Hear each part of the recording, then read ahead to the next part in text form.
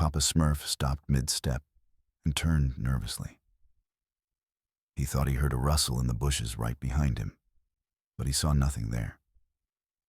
Who could be following his trail at this hour, so far from the village? What if he had bad luck and it was some predator? Why today? He asked himself. He wiped the sweat dripping down his forehead with his red hat. He had to hurry. He put his hat back on and threw the heavy black sack over his shoulder. He didn't have far to go now as he noticed a dim light piercing through the thicket of twisted branches. It was a candle in the window of a round stone tower. Papa Smurf emerged from the forest and with heavy, tired steps reached the tall oak doors. He carefully placed the sack on the ground, then knocked. The doors began to open, making a horrible sound that resembled the scream of a frightened Smurf. "I thought you wouldn't come, Papa Smurf. He he he. I shouldn't have doubted you," said a tall and screechy voice that Papa Smurf truly hated. Azrael, a scrawny cat with orange fur, caused in Papa a burst of anger mixed with helplessness. "Gargamel is waiting for you," added Azrael when he realized the old Smurf wouldn't reply. Papa entered inside, passed by Azrael, and headed for the dark, winding stairs. He went upstairs and briskly walked down the corridor, passing closed rooms and, in his opinion, hideous portraits hanging on the walls. Finally, he reached the last door, which unexpectedly opened. A tall man stood there, dressed in a black robe. His face was old and tired, covered with wrinkles and boils. He was nearly bald, and to Papa, it seemed he was blind in his left eye. "Greetings, Smurf," said Gargamel in a calm, though impatient voice. "You're late." "I'm here, and the night isn't over yet," replied Papa Smurf in a sharp tone. Gargamel looked at Papa disdainfully, then turned and headed into the room. It was filled with flasks and instruments and smelled of ammonia and sulfur. "Leave him where you always do," said Gargamel. The old Smurf moved forward. His steps were followed by the flickering shadow of the candle he had seen earlier from the forest. He walked almost to the middle of the room and placed the sack on the floor. With a knife he pulled out from his red hat, he cut the tightly tied string. He turned the opening toward Gargamel and took a few steps back in the direction of the exit. After a moment, something inside began to move. From the opening, a blue hand emerged, then a head, and finally an entire Smurf. He had no hat, was naked, dazed, and drugged. He looked around the room with eyes that lacked awareness. Gargamel moved toward him briskly, almost running. The wizard grabbed him and threw him hard onto the table so that he lay on his stomach. The impact made the Smurf regain some consciousness. He turned his head toward the door, where he saw Papa Smurf. He reached out his hand to him and tried to say something, but all he managed was a faint whimper. Papa saw him and didn't look away from the sobbing Smurf. He looked him in the eyes. He knew what it was like to be on that table. Shivers ran down his back at memories from the distant past. Meanwhile, Gargamel placed a heavy cast-iron pot on the fire and pulled out a worn but sharp knife. "Oh, stop crying, you stupid Smurf," shouted the wizard. "How I hate Smurfs." "Hurry up, don't make him suffer," Papa Smurf said through clenched teeth. Gargamel's knife hung motionless, just above the dazed Smurf's head. "And you're still here," said the sorcerer in a casual tone. "Get out and don't be late next time, or else I'll have to rethink the terms of our agreement," he said, turning his head slightly toward the old Smurf. Papa clenched his teeth tightly. The only thing he could do was turn around and return to the village. As he did every time he walked down this corridor, he felt the gaze of Gargamel's ancestors upon him. It seemed to him that the portraits hanging on the walls looked at him with disdain and superiority, perhaps even with a nobility that in Papa's opinion, certainly wasn't present in Gargamel's family. Along the way, Azrael passed him. He was purring, and in his malicious smile was the certainty of a predator. Papa kept walking, even though the sound of creaking doors from the laboratory made feel his legs are made from a rubber. When Papa entered the forest, he could finally breathe. He fell to his knees, lowered his head, and clutched his chest. He didn't have the strength to take another step. Hold on, not much left.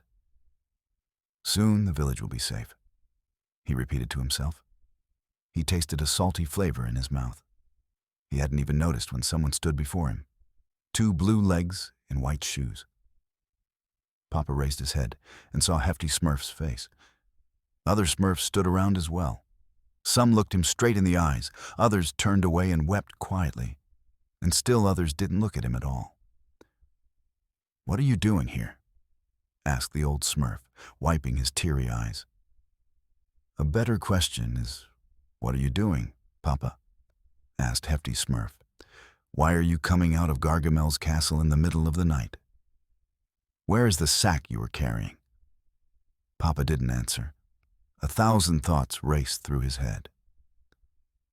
"I can't believe it, Papa," whimpered Smurfette, nestled into Handy Smurf's shoulder. "Why did you leave him there?"